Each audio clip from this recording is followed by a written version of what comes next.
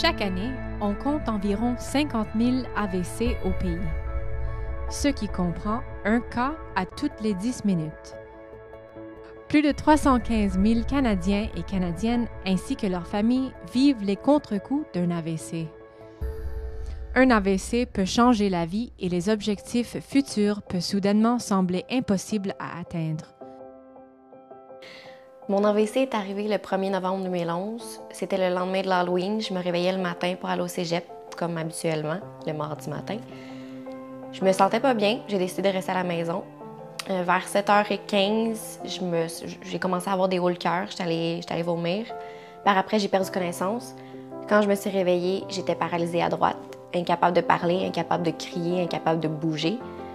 Rendue à l'hôpital, j'ai passé un scan. Ils se sont rendus compte que c'était une hémorragie cérébrale du côté gauche qui partait du front jusqu'aux 3/4 du cerveau et qui coulait entre les deux hémisphères.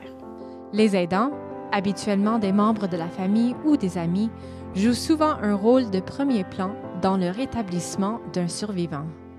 Après l'AVC, Joanie a été hospitalisée 3 semaines, complètement paralysée du côté droite. C'est certain qu'elle a travaillé fort et nous aussi, d'ailleurs, on l'a aidée du mieux qu'on pouvait à travailler fort pour réapprendre à marcher et utiliser ses membres. Joanie, je l'ai eue, j'avais 17 ans. Et j'ai choisi d'avoir cet enfant-là à 17 ans et je me suis dit, c'est pas vrai que vous allez me l'enlever aujourd'hui. C'est pas vrai que j'ai passé tout ça puis que ça va... Non. Alors, je pense que j'ai été celle qui a fait en sorte que Joanie s'est battue vraiment beaucoup pour rester avec nous et travailler pour revenir sur ses 2 jambes.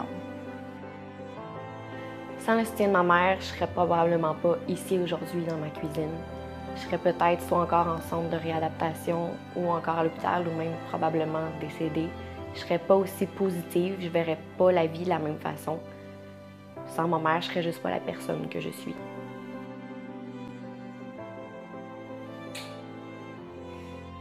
Mon message pour les survivants d'un AVC, c'est de ne pas lâcher prise et de rester positif.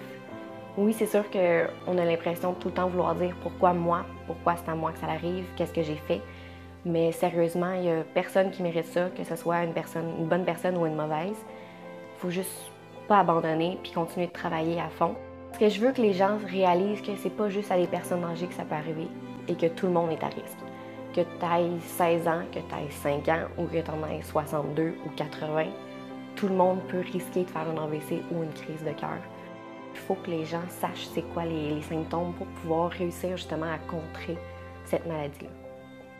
J'ai juste un message à dire à tous les donateurs et bénévoles pour la Fondation des maladies du cœur et des AVC de continuer votre travail parce que la vie ne s'arrête pas après un AVC.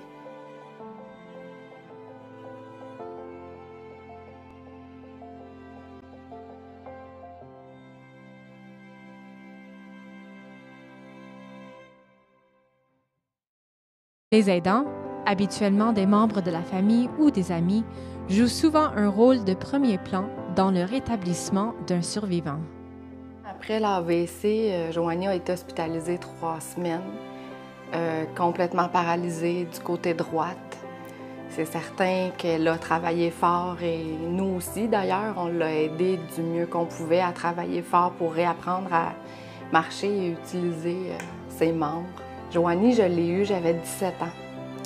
Et j'ai choisi d'avoir cet enfant. Je verrais pas la vie de la même façon. Sans ma mère, je serais juste pas la personne que je suis.